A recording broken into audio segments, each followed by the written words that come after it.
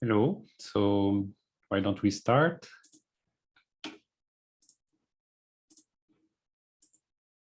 Hope you're doing well today.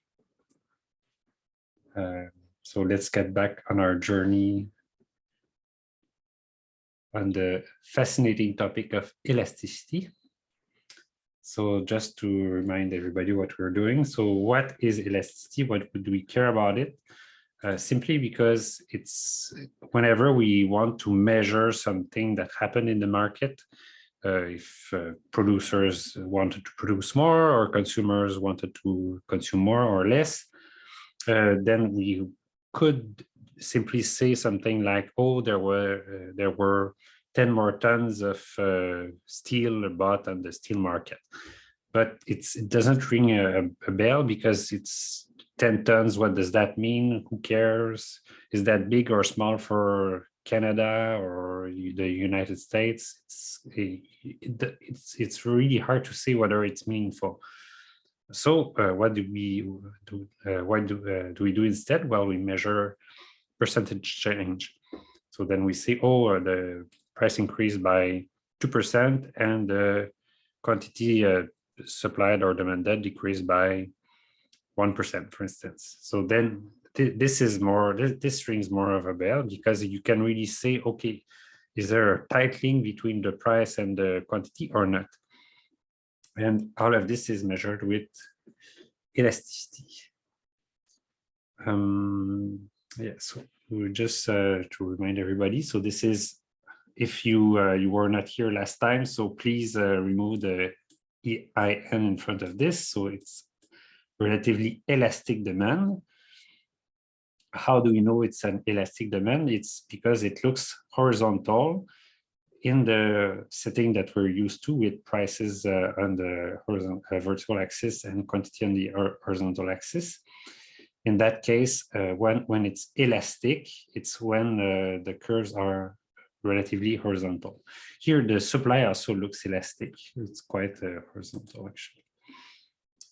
And then how do you know that it's going to be an elastic demand? Well, here in that case, if you change the price by a small amount, then it's going to decrease the quantity by a big amount. So here the quantity is elastic, meaning it moves a lot. Compared to the second case, here we see it's inelastic because it's quite vertical, and it's inelastic, meaning it doesn't move a lot. So here there's a big movement in price and the quantity didn't change all that much. So that's what we mean by inelastic. Okay, so now today we go more into detail, or we show more the technical aspect of it. So this is the definition of an elasticity. All right. I'm going to be very clear here because the slides are somewhat misleading. This is the truth, okay? This is right. So an elasticity anytime is this. It's the change in quantity divided by quantity, divided by the change in price divided by price. So quiz question for you. Is the elasticity of demand positive or negative?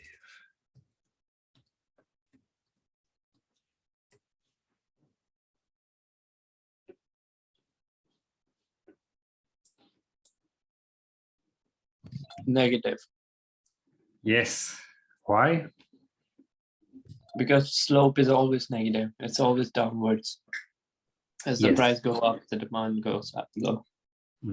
So we're going to see like much later in the class that for some very, very specific, very strange and rare occasions, it might be that the slope is actually positive. So these would be called given goods, but you're never going to be walking in the wild and encounter a given good. That's more of a theoretical construct than anything, but that could exist. But so yes, that's yes, exactly. So delta Q over delta P is always negative. So, and Q is always positive, P is always positive. So yes, so it's negative.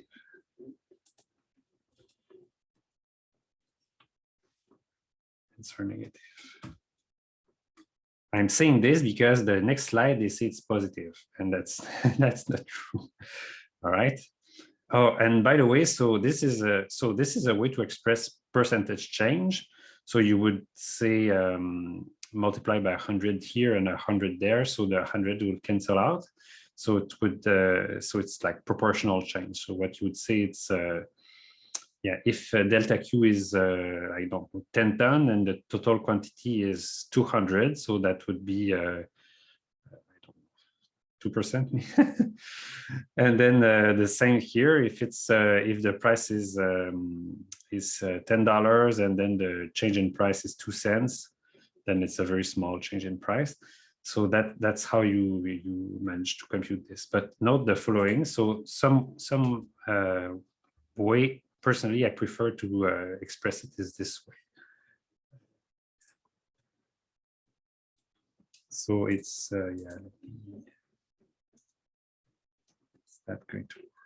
Delta Q and then times P. And then at the bottom of this, I'm going to have delta P. Then I'm going to have Q. Yeah.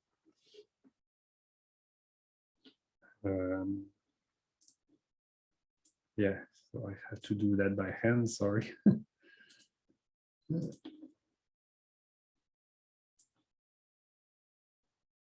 Yeah, so I like to express it this way. So you see that it's the same expression, right? Delta Q over delta P is just the slope of the demand curve. So, and then what you do is you just multiply by P or above and under. So then you get the P at the numerator and then the Q stays at the denominator. Yeah, so I like this showing this because we're going to, so yeah, this is delta Q over delta P, and then Q is down there and P is here. And this is useful because in many cases, we're going to give you linear demands. So delta Q over delta P is going to be constant, whatever the value of P and Q are. So that's so you don't have to care really about it. It's these two things that are going to change it. All right. Yeah. Oh, sorry. That's not. That was not this slide. It's the next slide where they say the. Yeah. So the demand curve has negative slope. So the percentage change in price and quantity have opposite signs. Okay. So that's okay. Yeah, so we ignore the negative sign and report the elasticity of demand as a positive number. Yes, so yes, but you have to be precise when you compute it. Otherwise, it just doesn't make sense. So what I'm saying is here they computed this way. So they say, for instance, the original price is 5 and then the new price is 3. So what is delta P here? So delta P is, what is delta P here? $2. Yeah, so it's 3 minus 5 equals -2. But then they write 5 minus 3. So I mean, this is super confusing. So how I would write it is the following way.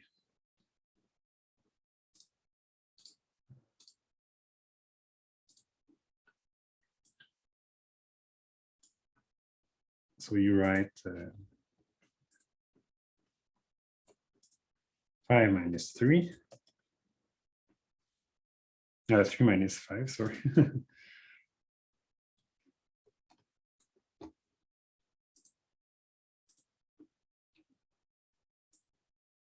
So you get something that's negative because the elasticity of the event is negative. But then what you do is you take the absolute value, right? So let me just write this all in absolute value. Oh, yeah, that's not super clear.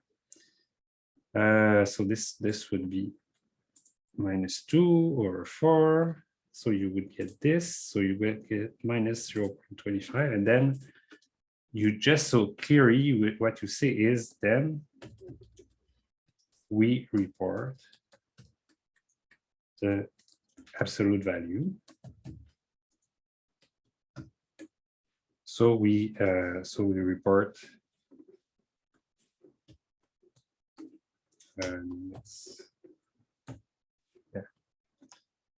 equals to 0.125, right? So absolute value, what you so note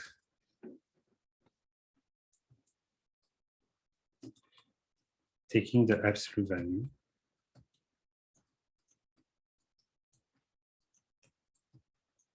means dropping the negative sign. Right. So this is, I think it's, you shouldn't think that it's okay to just flip before and after. A change is a change. It's what happens after minus what occurred before. So that's a change. Right. So of course we get the same answer as before. We get 0.125, but it's just at least it's clear what we did. So I think what they want to do is make the life easier for you, but for anybody who knows anything about mathematics, it makes things much more convoluted, I think. So this number 0.125, is that an example of a small amount of elasticity? Yes. So generally, you would say something like if the elasticity is under the absolute value is below 1, so here is 0.125, you would say it's inelastic. Yes. And if it's above 1, then you would say it's positive. It's not an absolute criterion, but that's the sort of thing that economists might say. All right. So, and by the way, so at the exam, so I'm in my labs, usually they're going to do it this way with the 5 minus 3, maybe, I don't know, because my lab is made by the same people who do that. So yeah, know that usually they are going to say something like, please disregard any negative change, for instance. So you don't write negative signs when they don't. Yes. So that's what they would say.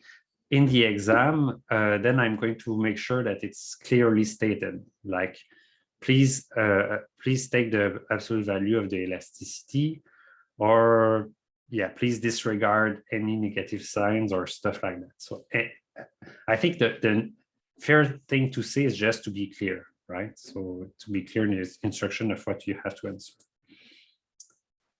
Okay. So this is how you compute an elasticity. Oh, and by the way, so what you use for the denominator now, so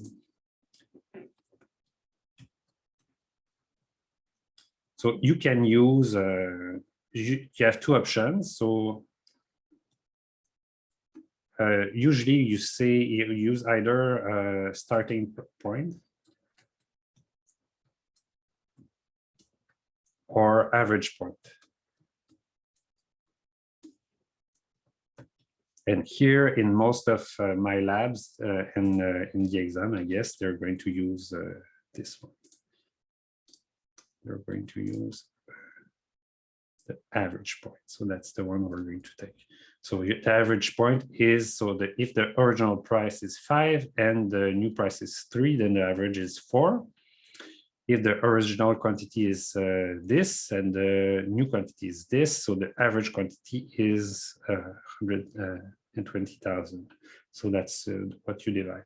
But note that if we use the starting point, so 5 and the original quantity, so it wouldn't make a big difference. It would make a small difference, but yeah, that's a good point. So good question. Is the unit of measurement in percentage? So no, there's absolutely no unit. This would be, you could say it's percentage because it's a small fraction, but then you could multiply it by 100, for instance. But then you would multiply this by 100 too. And the 2 would cancel out. So yeah, the elasticity. So that's a good question. So elasticity has no unit, and that's part of its advantage, because then we can compare elasticity of anything. We can say what's the elasticity of medication versus what's the elasticity of luxury goods or elasticity of food consumption, and then you just report a number. You say it's something like 0.125, or you say it's 4. So then it's, so you get so the measure you get is something that allows you to compare behaviors. So and you don't have to care, is it changes in the tons of steel or in liters of milk? No, it's just, it doesn't have any units. All right. Sir? Yeah. For the exam, will we have to memorize this formula of delta of for n, or will we be given the formula in like a cheat sheet or something? No. Memorize it, please. So you don't have a lot of formulas to memorize, but this one, do memorize it. But it's not complicated. Imagine it's the percentage change of quantity divided by the percentage change of price. So it would be quantity divided by change in quantity divided by price, but now it's change in quantity divided by quantity divided by change in price divided by price. So it's yeah, so okay, but let me write it down for you, please, to memorize it. The formula. Excellent.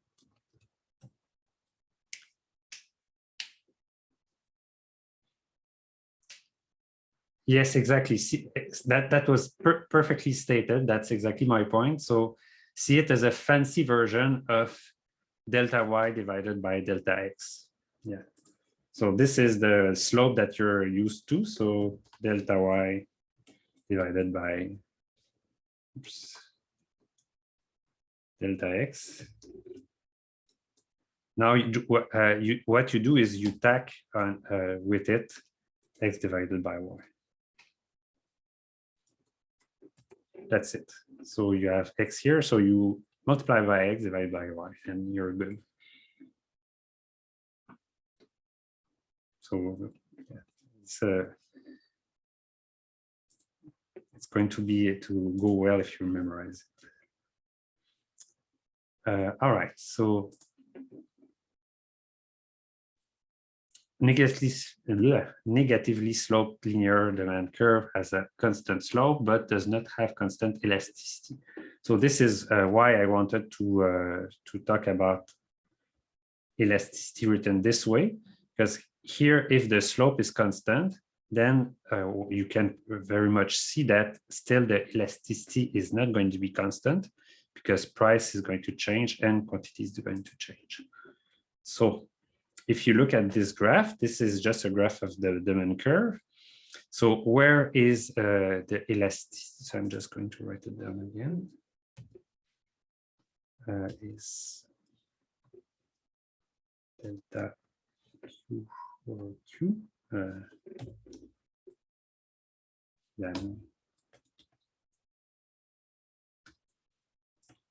Then I have P. I have Q.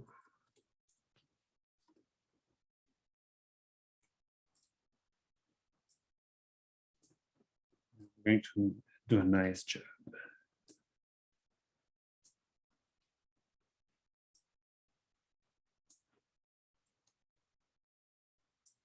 Okay, all right. So this is the elasticity, right? So question, is it going to be bigger here or bigger there? Well, delta Q over delta P is constant. It's the change in quantity followed by from a change in quantity demanded following a change in price. So it's the same here or here or here. It's just the slope of this line. So then what matters to measure the elasticity? It's P divided by Q. And what do you have? Well, here in this part of the graph, price is high. It's 11, 12, 10. And quantity demanded is low. So then what happens to the elasticity? It's high. Elasticity is 5. But here in this part of the graph, so I'm just going to say that. So here, high price,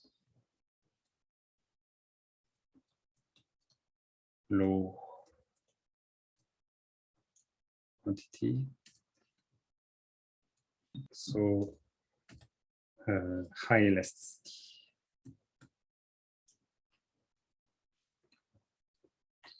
Yeah, I'm used to using epsilon for elasticity. So yeah, by the way, this is eta. So this is, it's not, so it looks like a N, but badly shaped. So that's a Greek letter.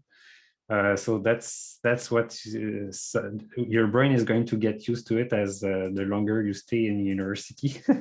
We use Greek letters for everything. So yeah, so it's eta. I'm just going to write this here.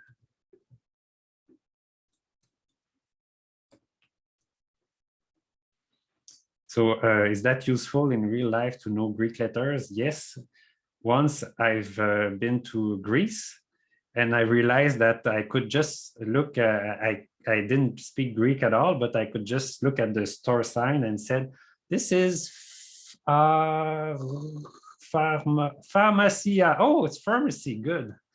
So it's very useful if you go to Greece, you learn your Greek letters. All right, so, and here what we have is the opposite. We have low price, high quantity. So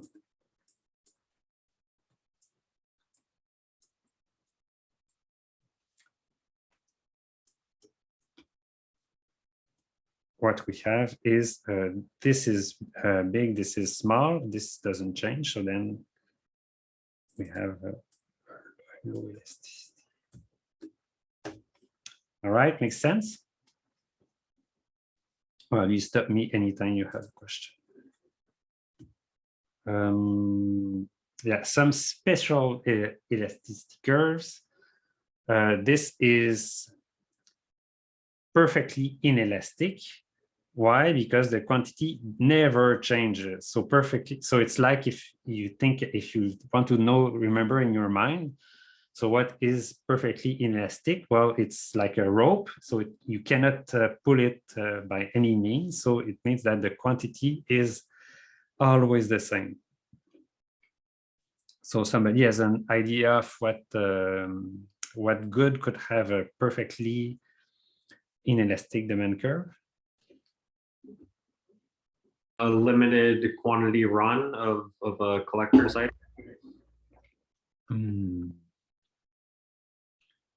So you mean you really have to buy it, whatever the price? The company doesn't care. They're the only ones that sell it. They set the price. There's a limited quantity. Yeah, that would be a sort of a monopoly. But so imagine I like this sort of item, and but then the firm doesn't set it to $100; it set it to 10,000. So I just can't buy it. So still the demand curve is going to be sort of negatively sloped, right? So this is really a behavior of consumers. So what I have, go ahead. It's salt.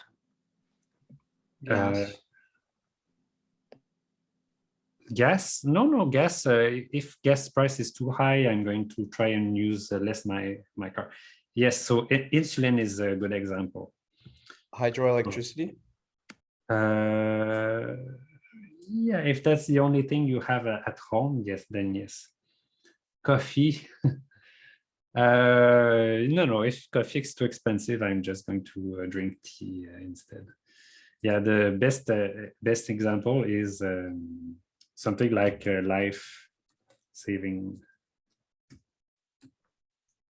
drug, something that I need to stay alive. So if it's $1 or $10, I have to pay it anyways.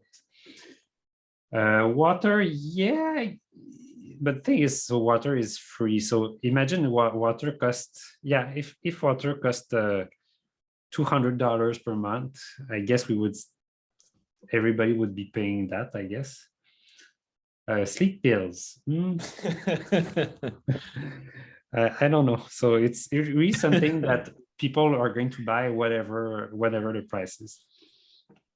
And so this is the opposite. So perfectly elastic. So that's something for which if you raise the price by 1 cent, nobody wants to buy it. Heating, yeah, okay, heating, yes. So if you don't want to freeze to death, that's a good argument. So yes, so that's good.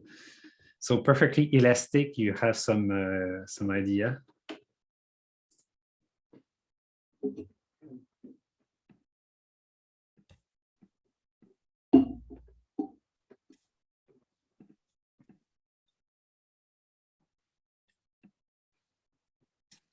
Cars. I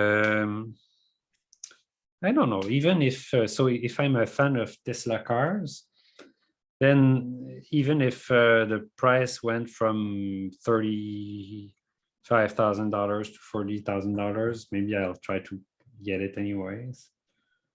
So I'm not really going to.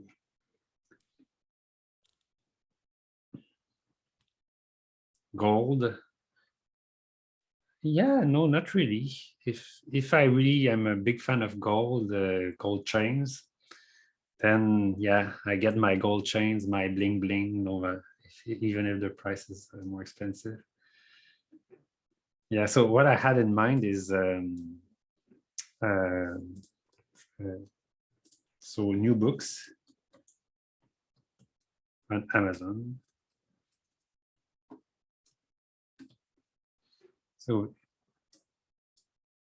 So shipping included.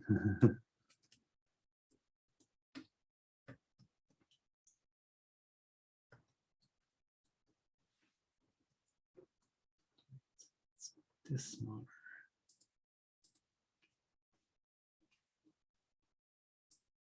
So if I see that shipping included and the shipping time is the same, I can have one book at $60 and the other at $60.01. then there is absolutely no difference for me. I know it's the same website. It's going to arrive at the same time. One is just 1 cent more than the other. So really in that case, the one that's 1 cent more, I just don't buy it because the other is available. So if there's goods that have perfect substitute.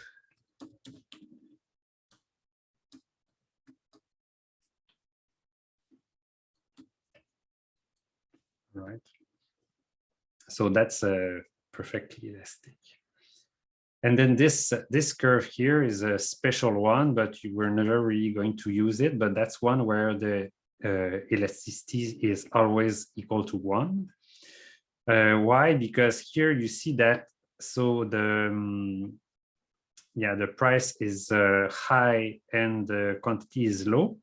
So if you remember correctly, price is high, quantity is low. So it would mean that price is high, quantity is low. So elasticity should be high.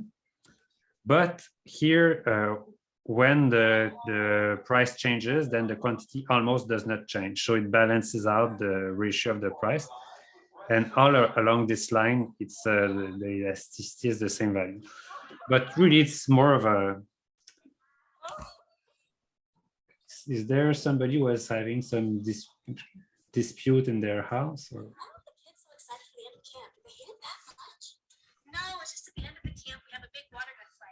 I don't know who that is.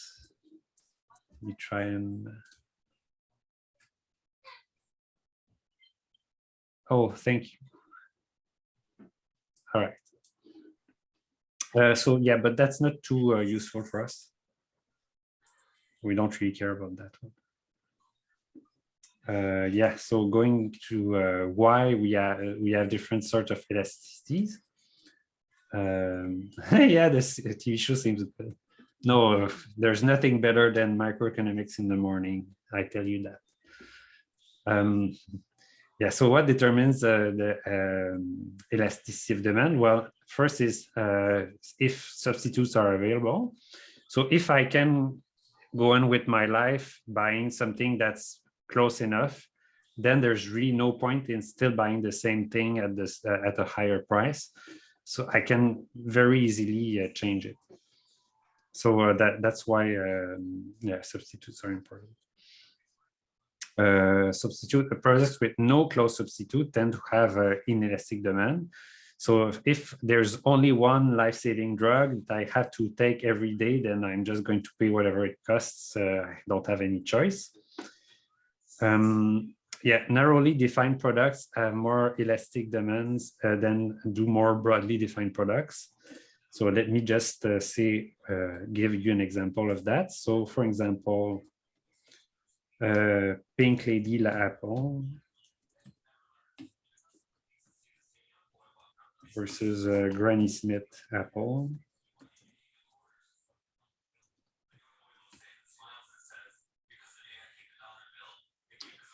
Yeah, there's somebody who's competing with me for. I think you can just check who isn't muted and mute them, I guess. Yeah.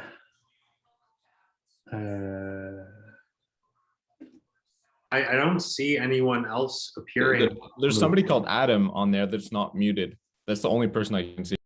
Yeah, I'm not an expert in all things Zoom.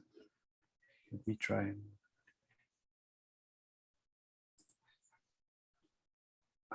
So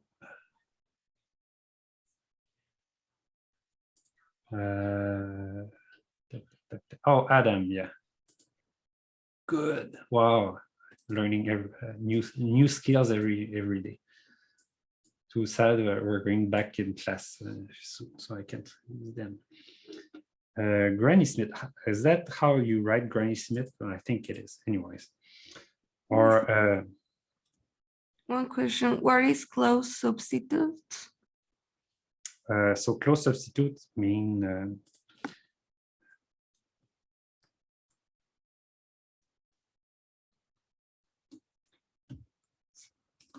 something, Similar. some alternative products. Thank you for asking the question. Yes, you know, these things, I know all the names, but I forget that you don't necessarily. Means some alternative product that is as good or almost as good.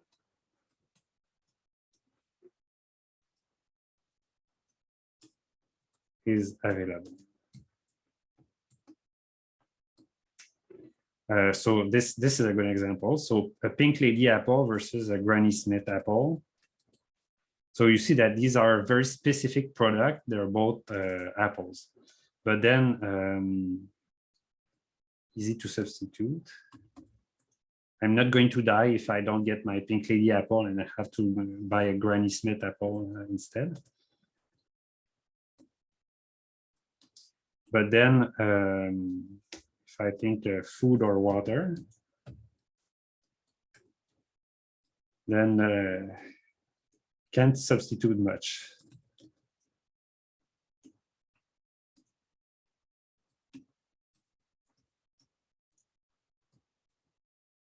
So that's why we say broadly defined products like food or water, you know, you have to have them, but very specific products like Granny Smith or Pink Lady are very good. Or maybe it's so let me say a sacrilegious thing: Apple products versus PC products. Yeah, they're both computers, but I know that for Apple fans, if you don't get your Apple product, you're going to die. So Like the persons that are addicted to coffee. oh yes, if you're addicted to yes, so that's a good Apple product or coffee. So yeah, something that you're going to die if you don't have. So then if the iPhone becomes $1,000, you still buy it. Would addictive illegal drugs also be an example? Yeah, exactly. So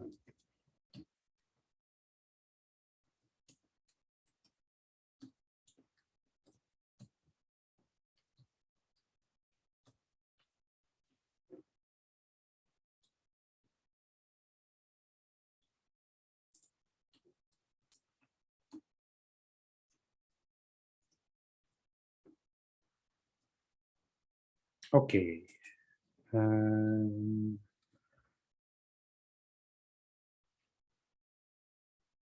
Okay, what again, other reason why something would be elastic or not?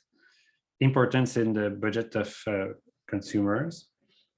So if the product represents a small fraction of consumers' budget, then they don't they tend to have a less elastic demand. So this is more, it's really you have to argue a bit what this, it's not so obvious when you think about it, but how I interpret things from the book is so reason,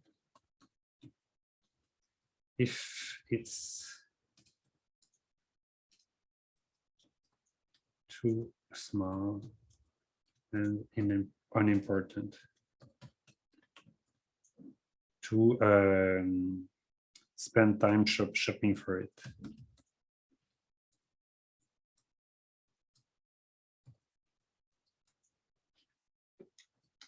For example, sugar or salt, table salt.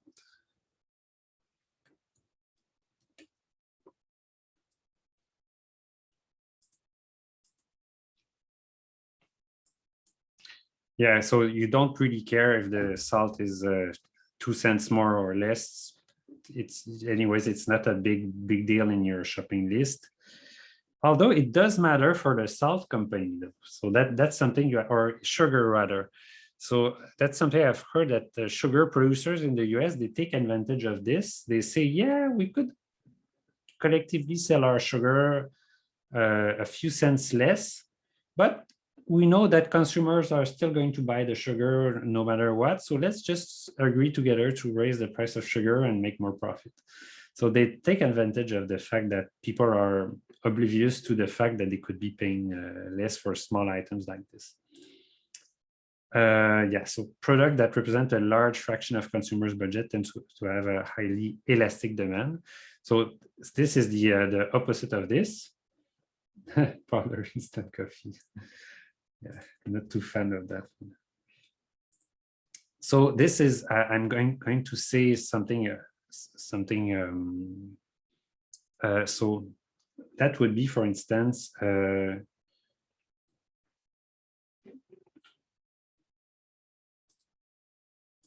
good example.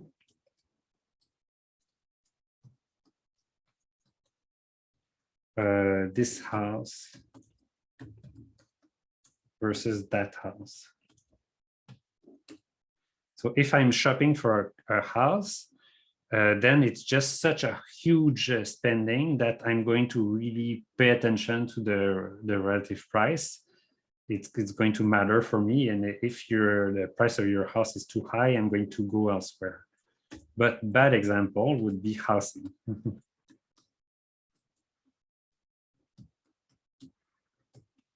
So yeah, so spend time shopping for a low price. But housing in general, everybody needs a house.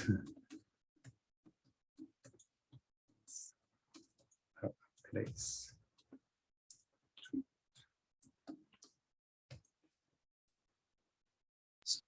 Are you saying, like, if all houses for whatever reason go up in price, people are still going to buy them? Yes. Okay. People are not going to say, "Oh, no, I'm just going to live in the street because it's too expensive for me." No, you just you have to sacrifice. So this is because, yeah. So these examples aren't as obvious if you just read it. First time I read it, I was like, yeah, but what are they saying exactly? So I think that's what they're saying. So economics is not like a natural science, and we don't talk about chemical reactions and stuff. We were talking about human behavior, so it's really context specific, and you have to be it's always open to interpretation. So I think that's what they're saying there. Yeah, so general result is higher price elasticity for more expensive items. So yes. So if gold chain, yeah, too expensive, tend to buy less of it.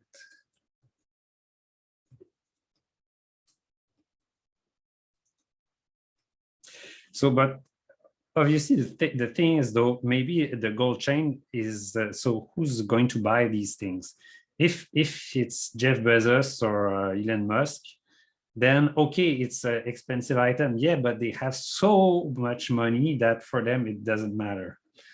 So yes, exactly, economics is totally a social science. So all the answers we give are our best shot at understanding how people react to stuff.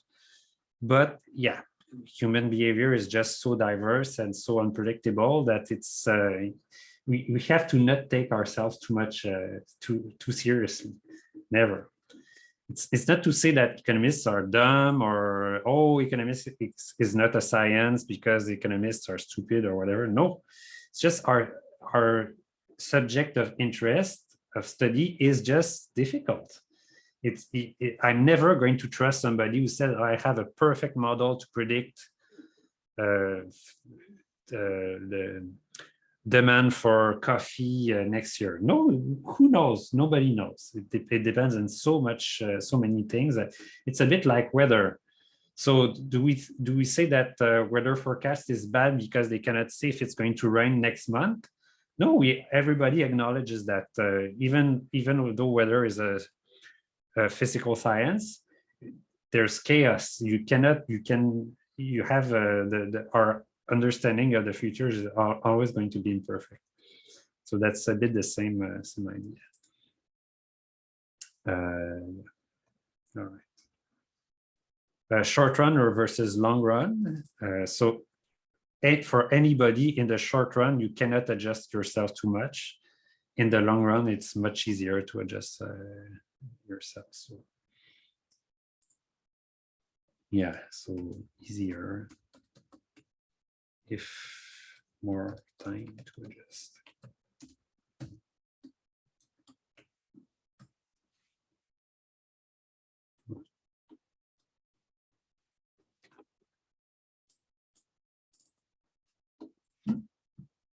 So for example, if gas price goes up, I still use my car today, but I may not buy a new one next year. So that's the thing. Today I'm stuck with my car, but then I may think, okay, let's try to have some alternative mean of transportation. So, and that's true for consumers, but as we're going to see, that's true for producers as well. So producers, in the short run, they have to do whatever they can, but in the long run, you can bet that they're definitely trying to anticipate the future as much as possible to take the best decision and to adjust if they have to.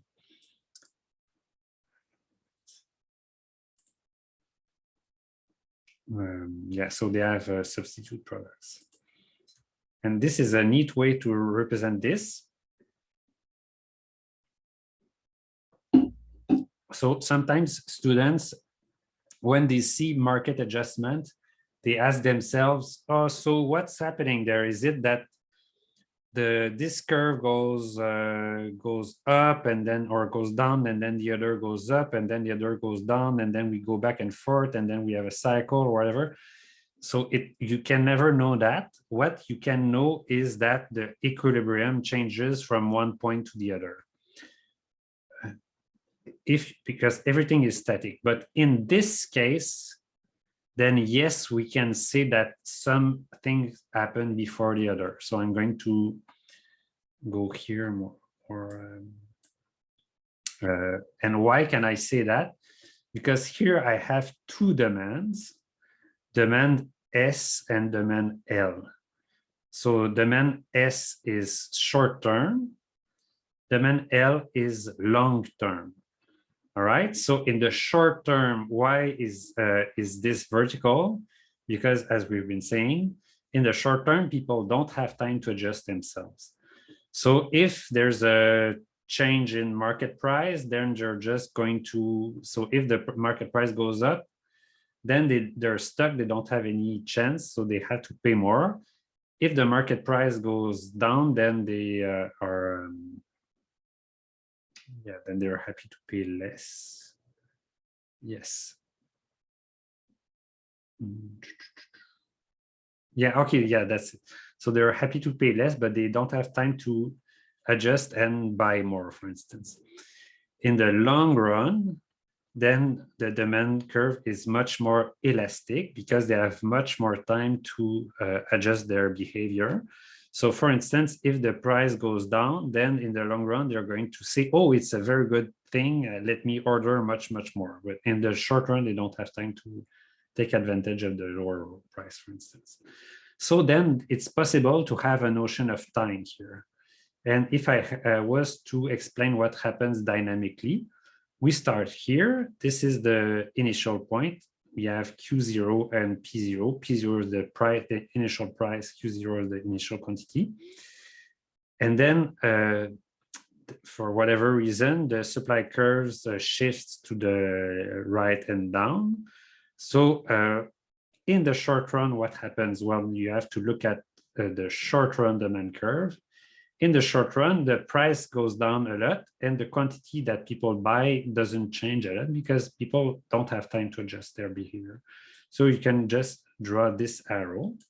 So the equilibrium goes from E0 to ES. But that's not necessarily the long term, because in the long term, people are going to say, oh, that's a neat thing. Price is low, let me modify my behavior. So for instance, if the price of gas goes down a lot, yeah, that's a good idea. So yeah.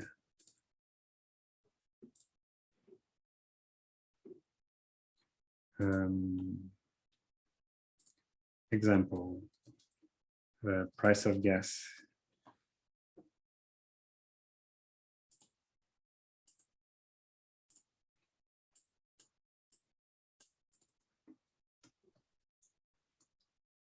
Goes down.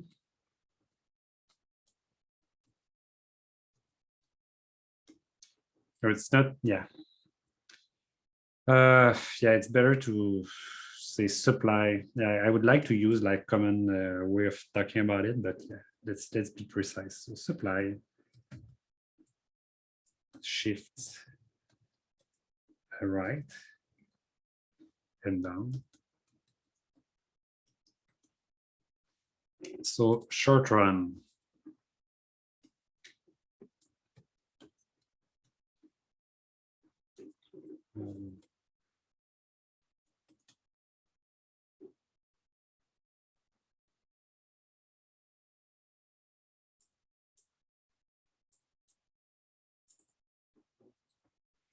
People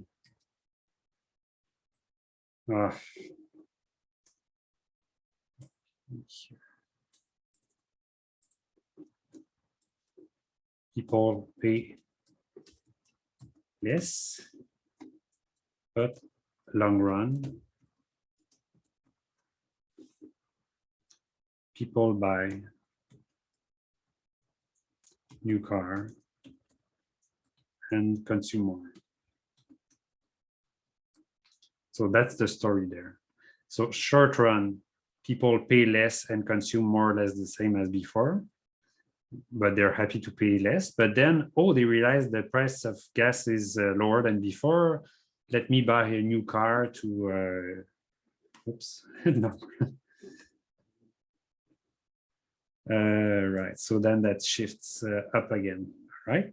So here you really have a notion of time because you have short run and long run. Is that clear? So that's more advanced concept there. It's not, the first time I saw that, I thought it was surprising that you could represent different dimensions of time in one graph, but yes, you can. It's just short run demand curve is the steep one, and then long run is the elastic one, right? Well, anyways, if you have questions about it, you can ask me later.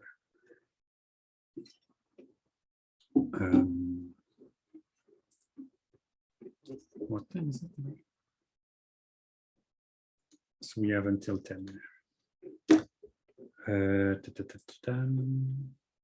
Elasticity and total expenditure. So total expenditure is price times quantity. How does the total expenditure change when the price falls?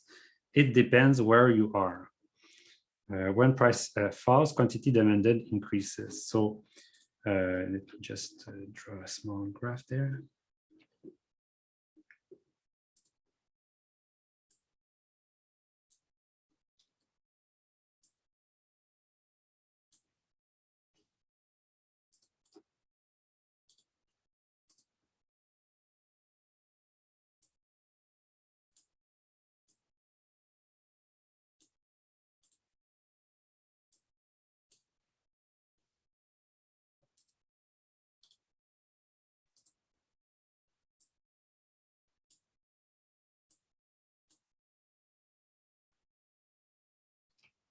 Yeah, expenditure is price times quantity. So this is just going to make this look better. C2. So we don't see the. Okay. Yeah. So it's this is P, this is Q. So this is expenditure. It's price times quantity, right? So this is the total expenditure. And if the price increases from here, then what happens? You can pretty much see here, it looks like this was 3 times, I don't know, 8. And then if the price increases further, then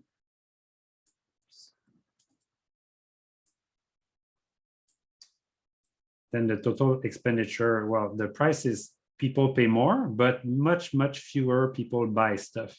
So you see that here the expenditure actually was decreased when the price rise. But if you look at here, then here the quantity bought is very much, but the price is low. If you say double the price from this point, so the price goes here, for instance, then the impact on quantity bought is very small, but you double the price, so you double the expenditure. So, so it's, yeah, the change, yeah, when the price falls, so here the price fell and the expenditure increased, but here the price fell again and the expenditure decreased. So here, so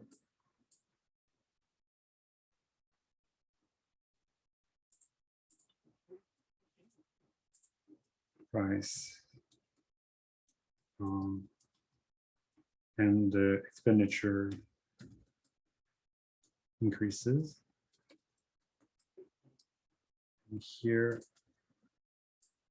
price fall and the expenditure decreases. Right? So it really looks like if I start here and I go this way, then the expenditure is going to increase. And it looks like somewhere around here, it should be at its maximum. And then if I continue to decrease the price, then it's going to go to 0 again, because here I have a very large quantity of people buying it, but the price is almost 0. So then again, the expenditure is 0, right? So that's the link between the expenditure and the price. And then there's also a link with respect to elasticity. Why? Because we said that elasticity here is high, and here it's is low, because this is a linear demand curve. So so what we're going to see is that when the elasticity is unity or equal to -1, that's when the expenditure is at its highest. I'm going to demonstrate to you a bit later.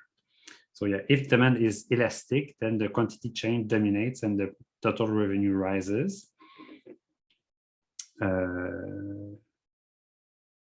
Yeah, so let me just see. After in price.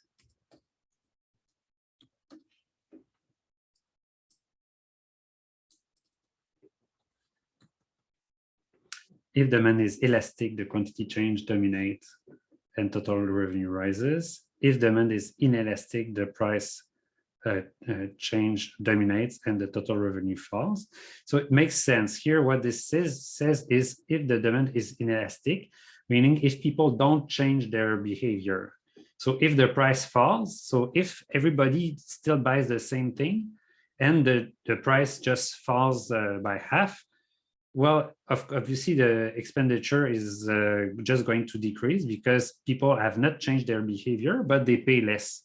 So of course, so in that case, the price change dominates the effect.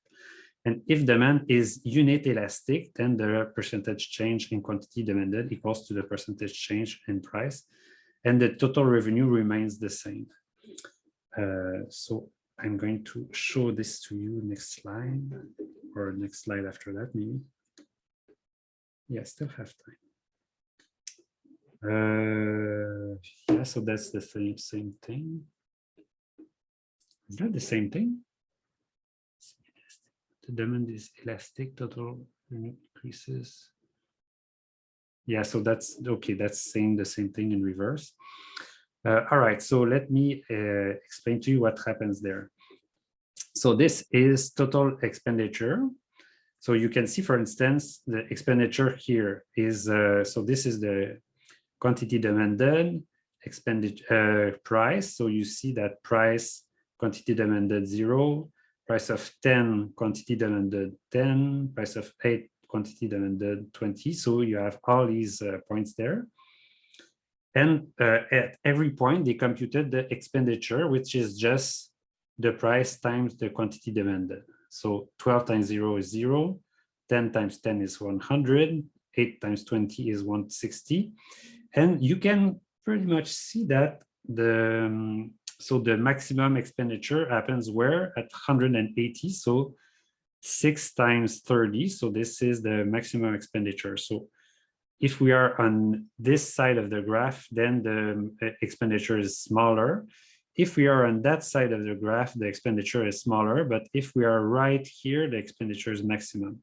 So here what they do is they show quantity demanded, the same axis there, but here it's not this, it's not price, it's total expenditure. And you see that expenditure is maximized here, right? And now let me just, yeah, go ahead. Does that mean that that would be your ideal price point if you were selling an item? If your production marginal cost of production was 0, yes. So, but if you, so we're going to look at profit maximization later.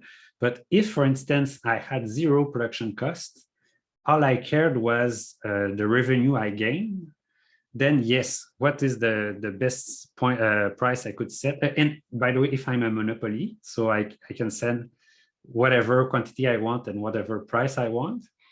So then, yes, my goal is to maximize people's expenditure on my products, and I would choose a price of 6 and a quantity of 30. And now let me demonstrate to you that this is the case, that the expenditure is maximized when the elasticity is 1. So if you look at this, so imagine that we used to be at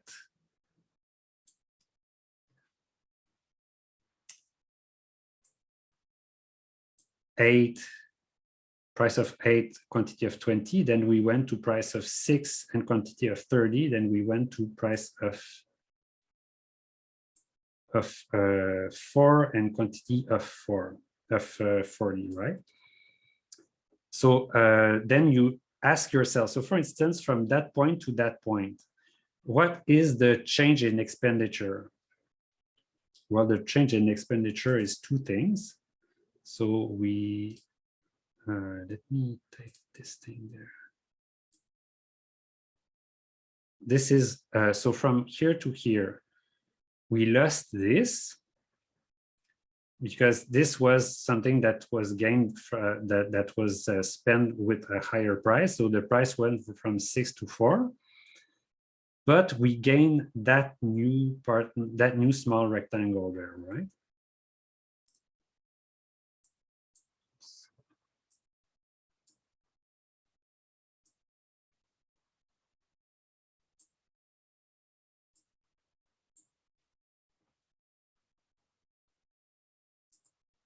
Oh, yeah, they disappeared for some reason.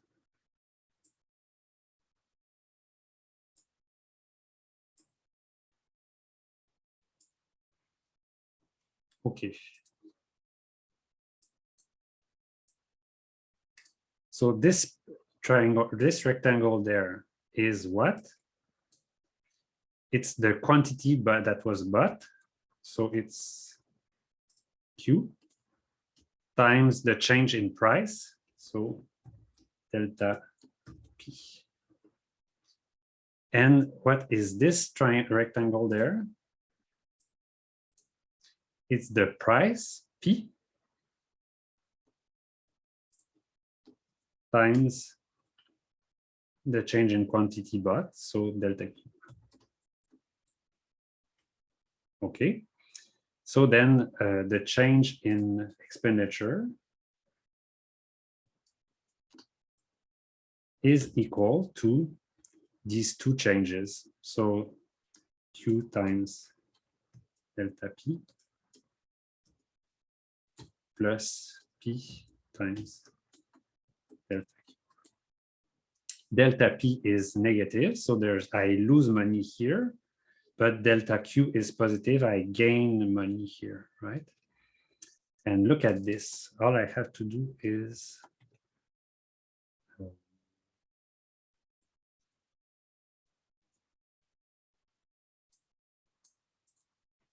I'm just going to divide by, oops,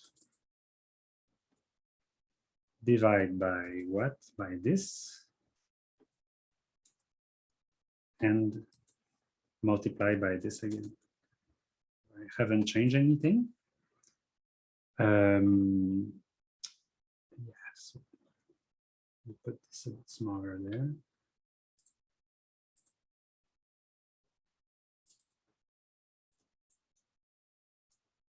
And then, so what I can do is say, okay, this is there, Q delta P, Q delta P. So I'm just going to put this in front there and say this is 1 plus this object there times Q delta P.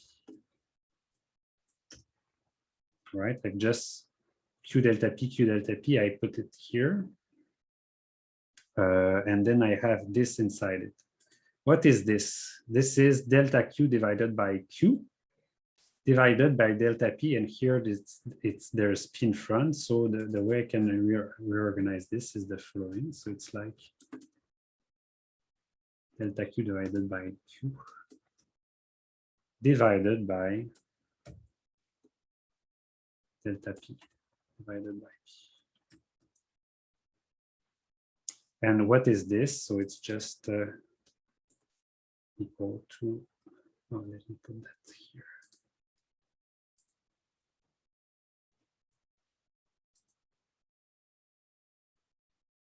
This is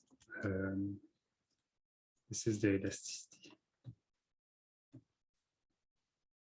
So if you remember, it's the percentage change in quantity divided by the percentage change in price. So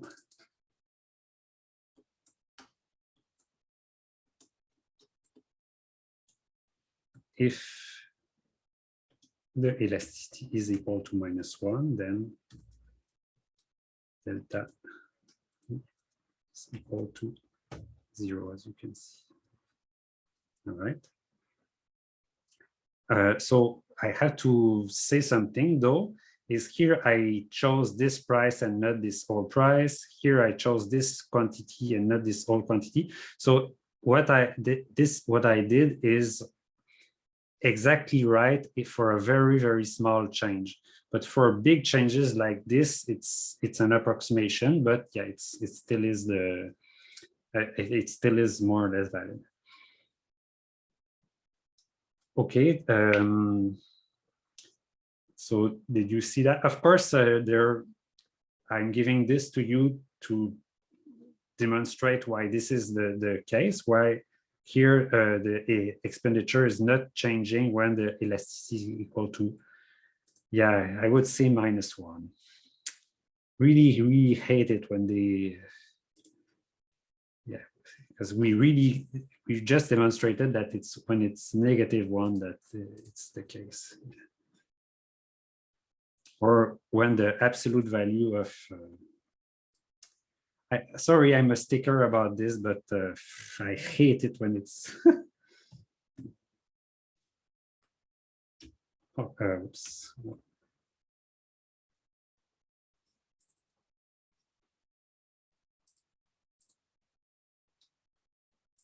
Okay. So I don't like to have to just say that there's it doesn't matter. We can just add or remove negative signs as we like, because you clearly see here that this has to be equal to -1, and then I get 1 - 1, so I get 0 times something equals 0. All right. Yeah, it's a matter of definition, but yeah, this is what I prefer writing down. So you're never going to have to do this computation again in the exam. Don't worry. I'm just showing this to prove to you that this is the case. All right. Questions about this?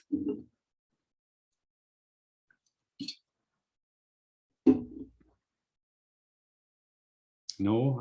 Have I lost most people now? All right, so just briefly, we're going to start and finish next time price elasticity of supply. It's exactly good, still hanging on, great. So price elasticity of supply is exactly the same thing, but in reverse. And here it is going to be positive. Why? Because for the supply curve, there's a positive slope, delta Q over delta P is positive. So here we don't have to mess with negative signs or whatever. That's always the same. So it's and the definition is exactly the same. It's percentage change in quantity, but the only difference is supplied divided by a percentage change in price. So it's eta S, or N if you're not used to Greek letters.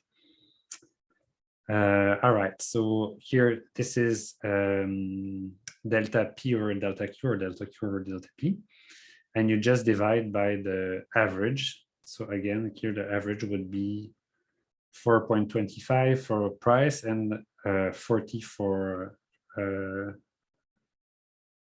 40 for quantity. So you get that the price elasticity between A and B would be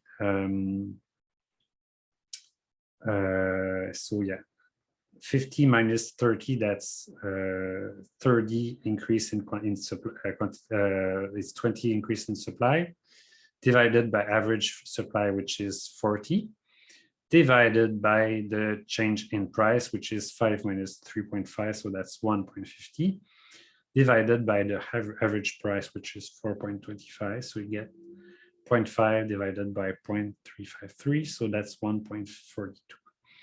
And the same thing apply when it's above 1, we generally say it's elastic. Yeah.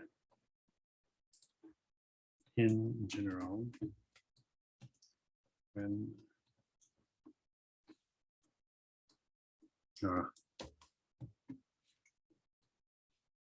is above 1,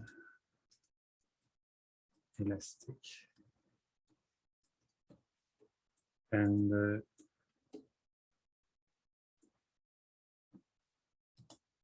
when it's below 1, see it's inelastic.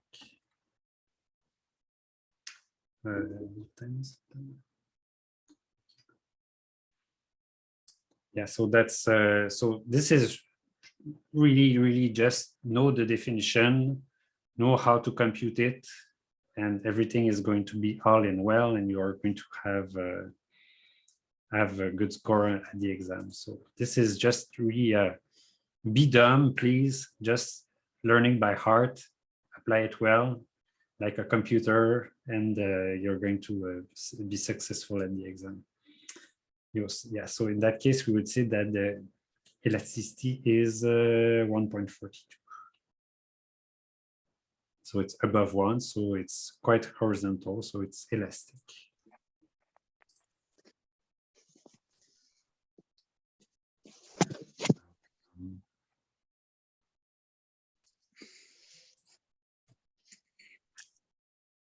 Determinants of supply elasticity, ease of substitution. If the price of a product rises, then how much can be produced profitably depends on how easy it is for producers to shift from the production of other products to the one whose price has risen.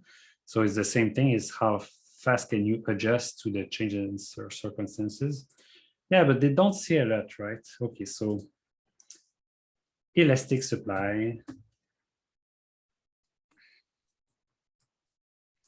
So when it's easy,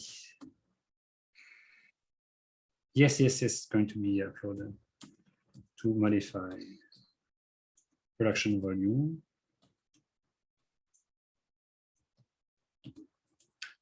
So it's easy to distribute products.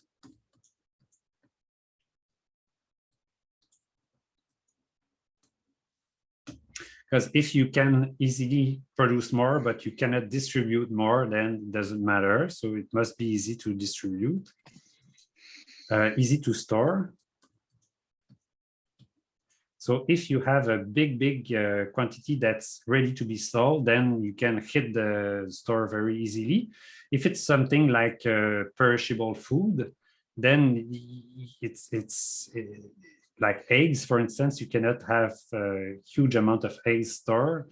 So you have to have more chicken that are going to produce more eggs. So it's yeah, a good example of this is diamonds. So there are huge stores of diamonds. So if I want to increase the supply, it's very easy. The beer's cartel. Beer? Oh yeah, the Bears cartel.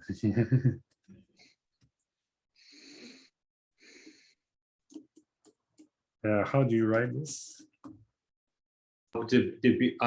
E-E-B-E-E-R-S. ERS. Well, anyways, so it's a cartel. Yeah. So by the way, you shouldn't pay. You should buy diamonds because they're not that rare. It's just that they make it artificially rare on the market, but really it's not that all that big a deal. A diamond. Buy something else. Buy I like opals. Opals are nice. So if it's the world.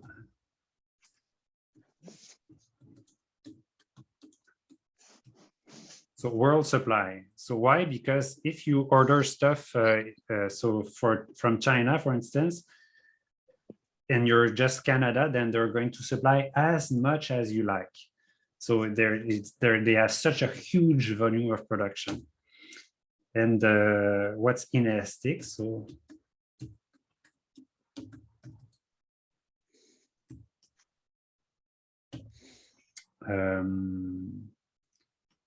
for something like, yeah, difficult to change production or costly to change production.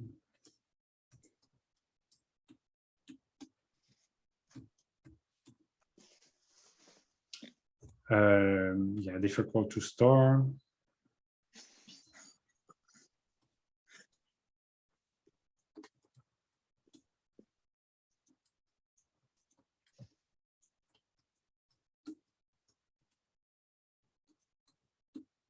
So food is one of it. So very specific technology.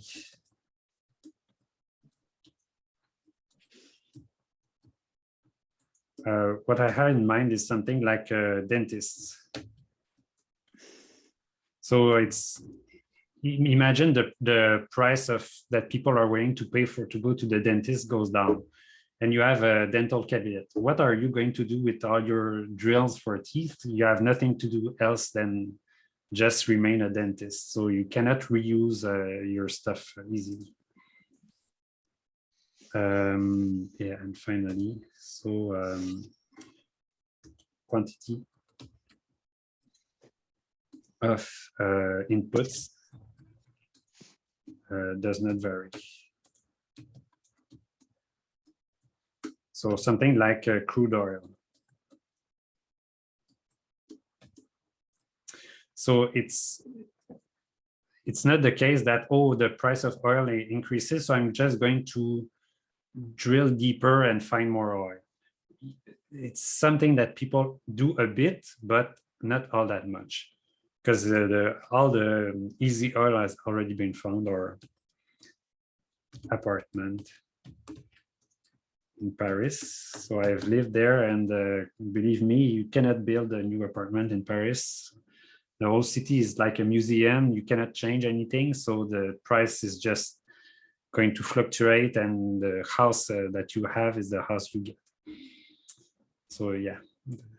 All right. So I think we're at time, right? Yeah. Okay. So yeah, last question before we finish. Excuse me, sir. Yeah. Could you explain again, like the last point of elastic supply, like if it is the world supply? Oh, yeah. So, if small country like Canada buys from big country like China. So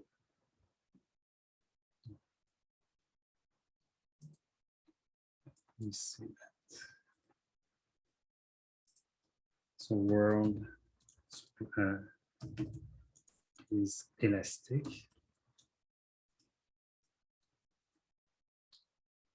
So if a small country like Canada buys from a big country like China, then from our perspective, so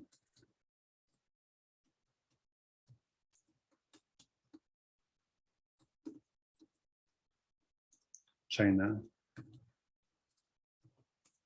can supply as much as we need. So if they say, oh, the price for I don't know, anything that's made in China. I'm trying to think of something characteristic, but everything is made in China now. So if they say the price for say a mouse, for instance, is $10, and then we say, oh, please give us not 20,000 mouse, but 40,000 mouse, the price is still $10. It's they have such a huge production volume that for them, Canada is nothing. It's a blip. So they're not going to, they can't supply as much as we like.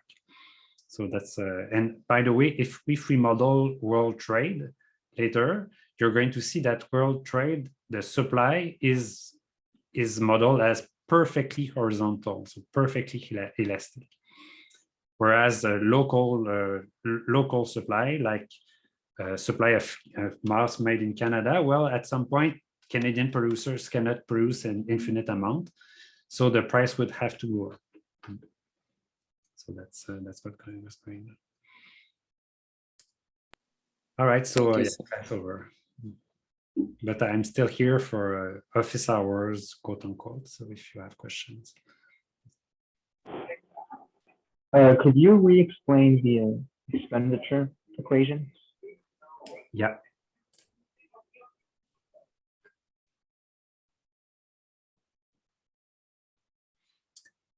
So expenditure is price multiplied by quantity.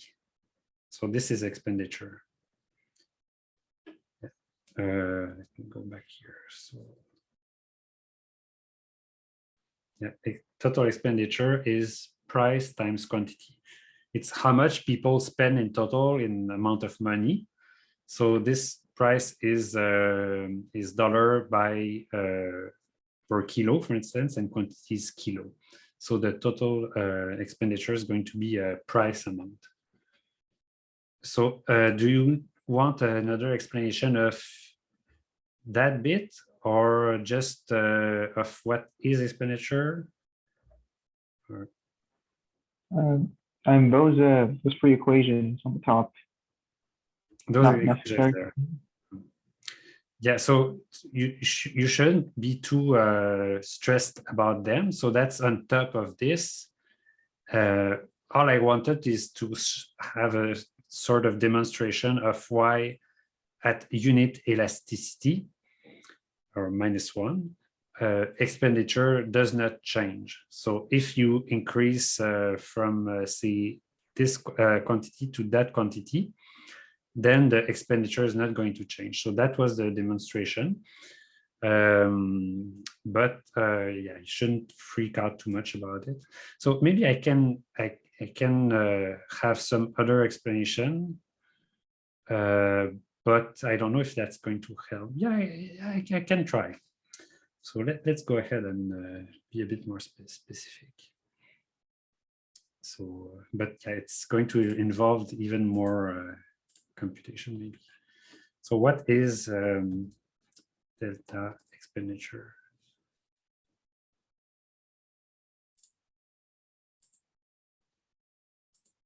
So it's something like expenditure at point, let's just say 2 minus expenditure at point 1. Okay, so yeah, it's a change in expenditure. Yeah, and so expenditure at point 2, what you would say it's, so as we say, expenditure is price times quantity. So it's price at point 2 times quantity at point 2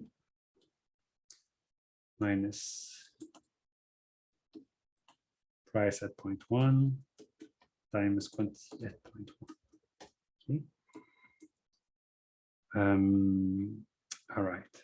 And here's a trick I'm going to do. So what is price P2? Well, it's price, the starting point price P1 plus the change in price.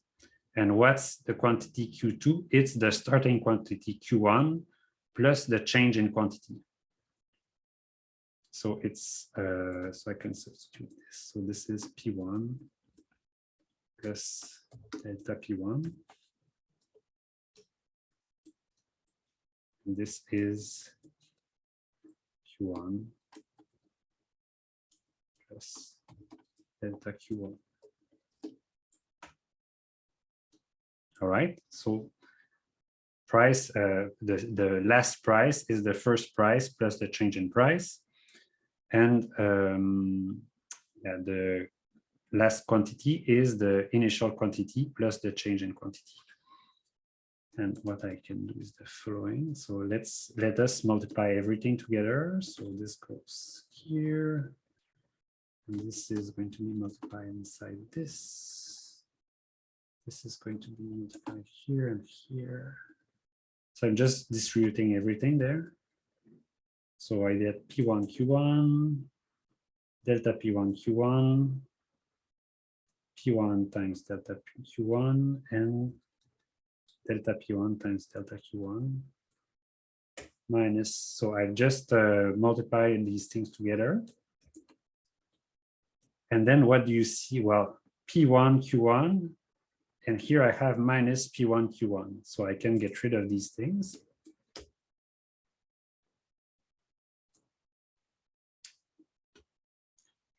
And then what do I have? Delta P1 Q1 plus P1 delta Q1. And I have this thing there, but note that this thing there is delta P1 times delta Q1. So if I go to this graph there, so it's delta P1 times delta Q1. So it would be this very small square there.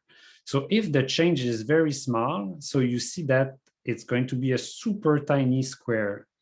It's something that we can more or less say it's negligible when we consider small changes. So we can say it's almost 0. So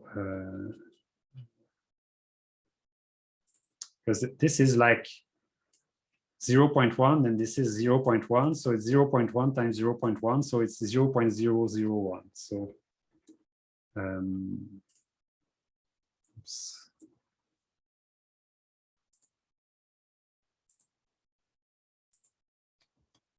Is approximately 0. So we can just get rid of it. So I get this. Right. And then I can just do the same trick as before. So let's divide by this thing and then multiply by this thing again. So here I get, and then I'm going to, so I have multiplied by P1 delta Q1, P1 delta Q1. So I'm just going to put that in front. And here I get 1, and then this is in front. It's like this. Yeah. Oh, no, sorry. Sorry, that's not what I meant to do.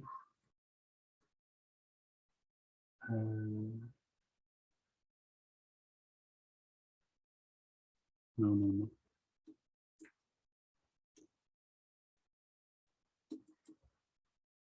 I flipped my term there. So delta P1. Yeah, okay, so here it is. So this term there. So I'm going to divide by this and then multiply by it again. So if I divide and multiply by the same thing, it doesn't change anything. It's like it's like 1.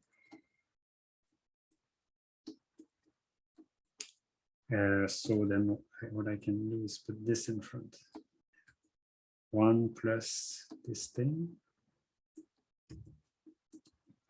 And this is 1 plus the elasticity. Why? Because if you look at it, you have delta Q1 divided by Q1 divided by delta P1. And here you have P1 in the numerator. So it's like divided at the denominator. So I cannot write it better this way, but believe me, this whole expression there is the elasticity. So if this one, then delta E equals 0.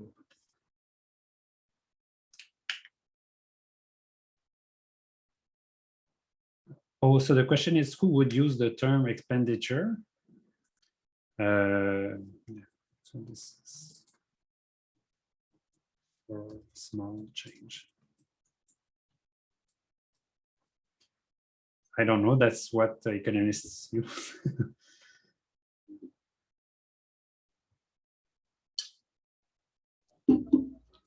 Okay, so we only really need to know the last part. So yeah, this is just to show you the whole, just a all mathematical reasoning behind it. Do you know calculus or not? I'm gonna learn it soon. No, you don't know, because it's what you get if you just maximize expenditure. If you just compute the maximize expenditure, you're going to find that again this is true too. Yes, Elizabeth. Okay, thank you. Yeah, I just had a question at figure 4.4. Yeah, let's go back.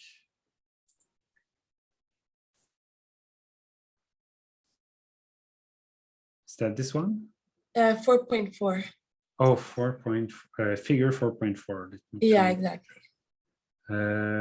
So you stop me when we get there. Yeah, it's here. It was yeah. That one, yeah, okay. Yeah. Okay, so I understand it's not easy. Go ahead. So when you talk about the supply shifting right and down, does this mean that the price of the gas would go up or down? Well, look at what's happened there. So consider the short run, for instance. So this is the short run. Now this is the supply. The supply shifts right and down. What happened to the equilibrium price? It goes down? Yes, exactly. Okay, so the price of the gas would go down? Yeah. And then what about like the EL? What happens there? Well, so in the short run, people don't really change their driving habits all that much because, you know, they use their car as almost as much as before. So they're just happy to enjoy smaller gas price. But in the short run, so maybe there's something, pay less and drive as much.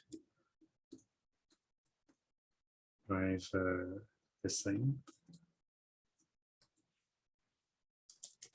And so that's here. And then in the long run, they say, oh, but the price is low, so let's take advantage of it. Let's buy a new car. I can drive more. That's my dream, to have so many cars and go on vacation by car. So they start consuming more. And so the equilibrium goes from ES to EL, because in the long run, the the demand for gas is more elastic. So they have more time to adjust themselves, buy a new car, change their habit. So the price goes up again, and the quantity goes increases. The quantity but increases even further. Okay. And when the price is more elastic, what do you mean by that? I'm not sure I understand. So it's not a price is not elastic. It's rather either the demand is elastic or the supply is elastic. And when it's elastic, it means that there's like a good enough option that we can switch with. Yes. So Okay. here that means that in that case, it means that if the supply shifts, for instance, then people are able to change their habit, buy more car, whatever. But if we were here and then the supply shift up, it means that there's less gas, for instance, then people have options, so they're able to take the bus more or whatever.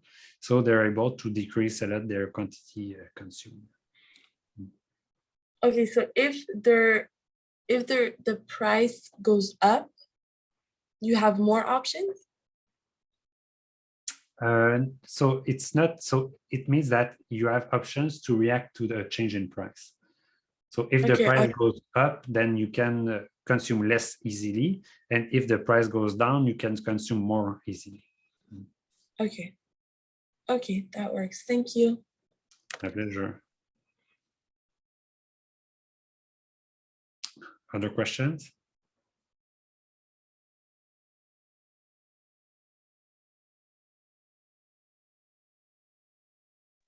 Well, actually, I had another one. Go ahead. At page 415, when it talks about elasticity and total expenditure. Yeah, here, when you say price falls, it falls in both, like in the both examples, and I don't understand what's the difference. So is it only with the quantity? Like the yeah, only thing that changes? Let me be more precise here. So yeah, I'm going to be very, very precise in terms of what happens, so you can see exactly what's going on there. Okay, so here, imagine the price was this, and then this went that way. Here, this went that way. Okay.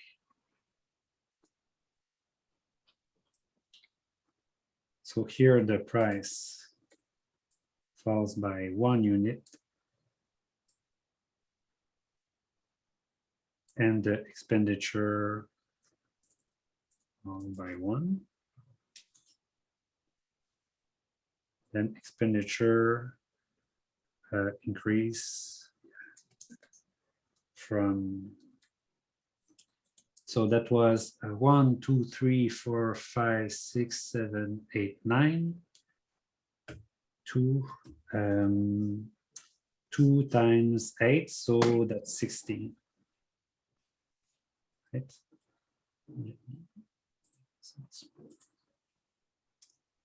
See, and here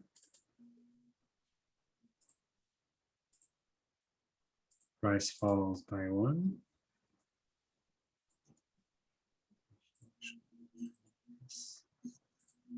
And the expenditure decreases from, so here it was, so it should be 16 again, 2 times 3, 9 times, okay.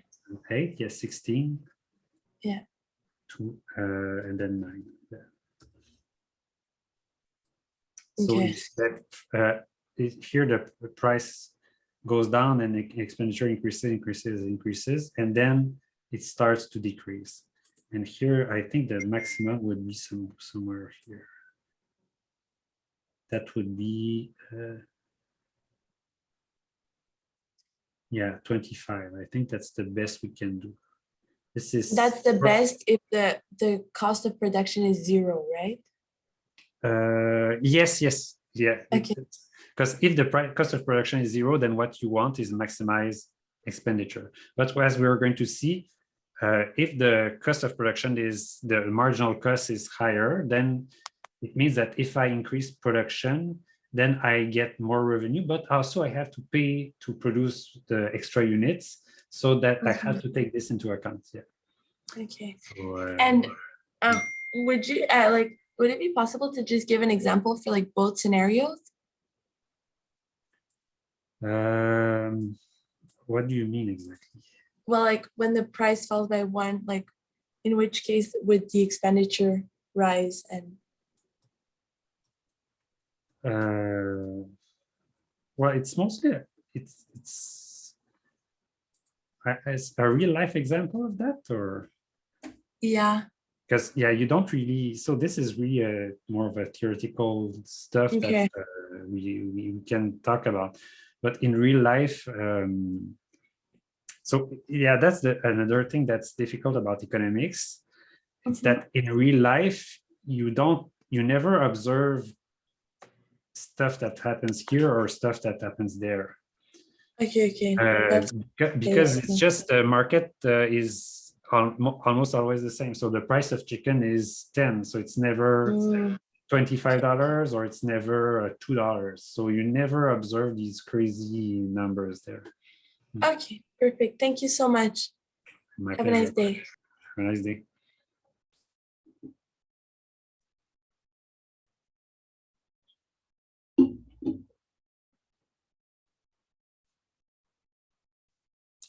Other questions?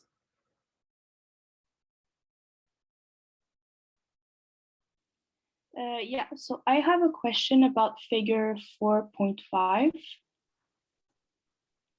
the curved one. That one? Oh, no, that's 4.3. No, it's close to the end. Oh yeah, that one? Yeah, exactly. The one, yeah, exactly that one.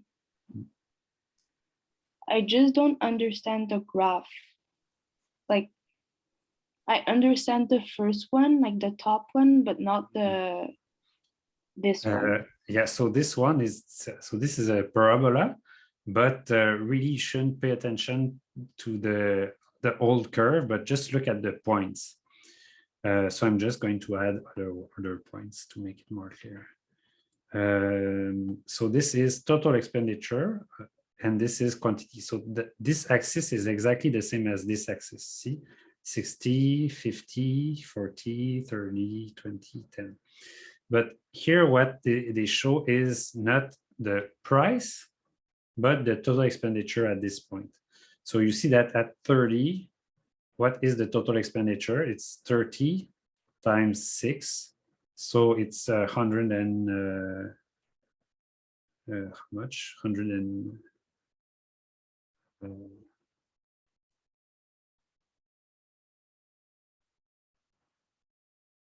180, yeah.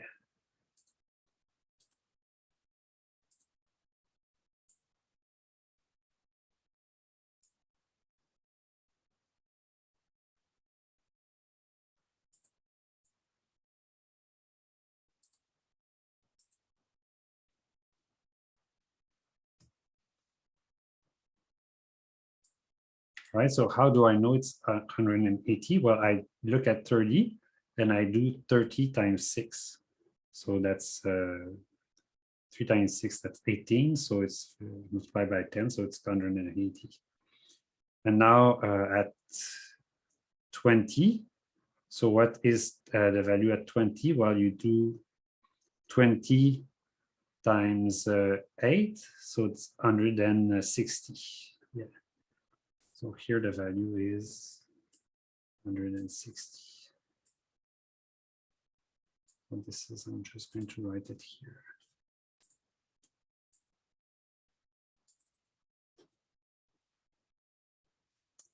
And then here the value is at 10. So you look at 10. So it's, let me just compute quick. So you see that at 10, the value is 10. So I get 10 times 10, so that's 100. So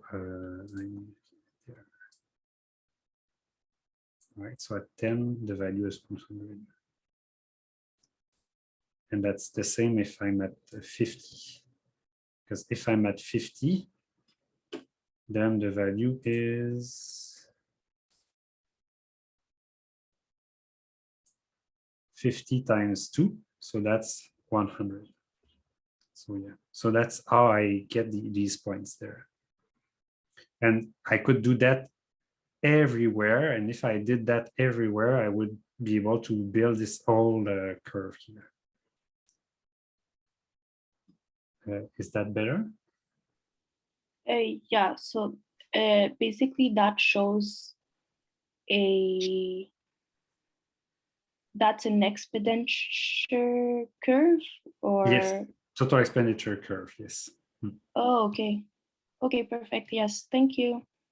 My pleasure.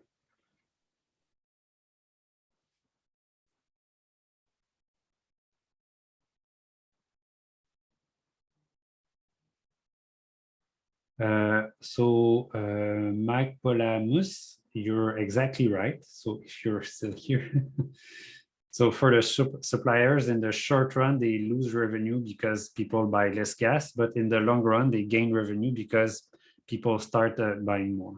Yes. All right, so other question?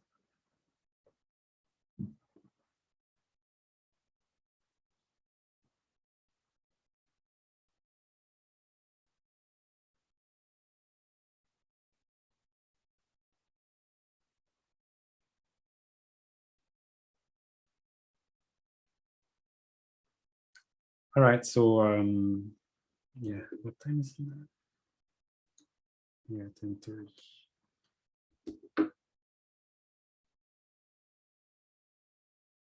Okay, and in the chat, see you soon.